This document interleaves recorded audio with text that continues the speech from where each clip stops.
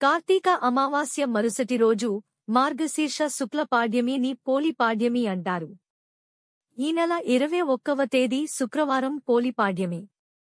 పోలి పాడ్యమి రోజున స్త్రీలు అరటి డొప్పల్లో దీపాలు వెలిగించి నదులు, నీటి కొలనులు, చెరువులు లేదా ఈ అవకాశం లేని వారు ఇంట్లో తులసి దగ్గర టబ్లో నీరు నింపి పసుపు కుంకుమలతో కలిపి వదులుతారు.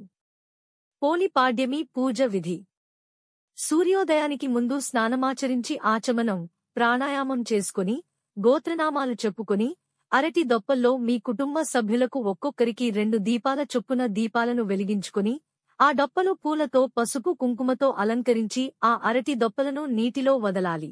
తరువాత పరమేశ్వరుని, విష్ణుమూర్తిని మహాలక్ష్మి స్తోత్ర పారాయణ చేసుకుని ధూపం వేసి ఏదైనా ఫలం నైవేద్యం సమర్పించి నమస్కరించుకుని మీ కోర్కెలు విన్నవించుకోండి. తరువాత చేతిలో అక్షతలు తీసుకుని పోలి స్వర్గం కథ చదువుకోండి లేదా వినండి. పోలి స్వర్గం కథ విందాము. పూర్వం ఒక చాకలి స్త్రీ ఉండేది. ఆమెకు 4 కొడుకులు, 4 కోడళ్లు.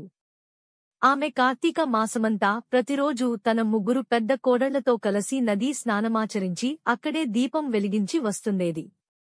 ఇంటి పని మొత్తం చిన్న కోడలైన పోలిని చేయమనేవారు.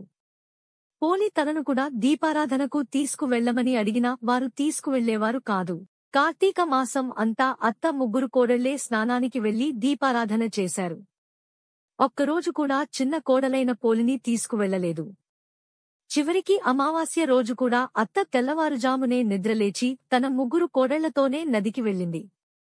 పోలి ఎలాగైనా ఈరోజు దీపం పెడతాను అని నిశ్చయించుకుని మజ్జిగ చిలికిన కవ్వానికి అంటుకుని ఉన్న వెన్నను తీసుకుని పెరటిలో ఉండే పత్తి చెట్టు నుంచి పత్తి తీసి వత్తిచేసి పెరటిలోనే ఉన్న బావి వద్ద స్నానం చేసి వెన్న, వత్తితో కలిపి దీపం వెలిగించింది. దేవతా విమానం పోలి ఇంటి ముందుకొచ్చింది.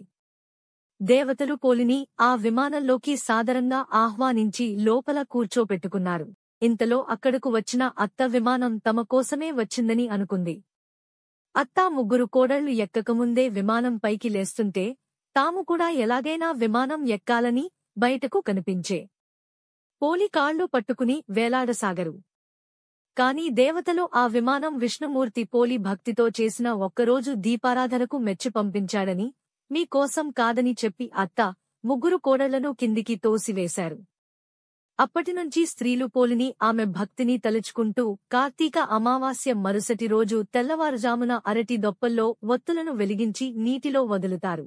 ఈ కథ నుంచి దీపారాధన సద్బుద్ధితో ఆచరించాలని, దైవ భక్తి పరులకు ఆటంకాలు కలిగించకూడదని గ్రహించి అనుసరించాలి.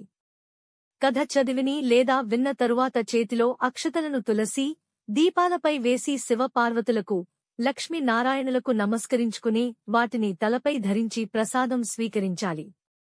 శుభం. ఆధ్యాత్మిక సమాచారానికి, పూజ విధి విధానాలకు కృష్ణ సాయి స్పిరిచువల్ ఛానల్ను సబ్స్క్రైబ్ చేయండి.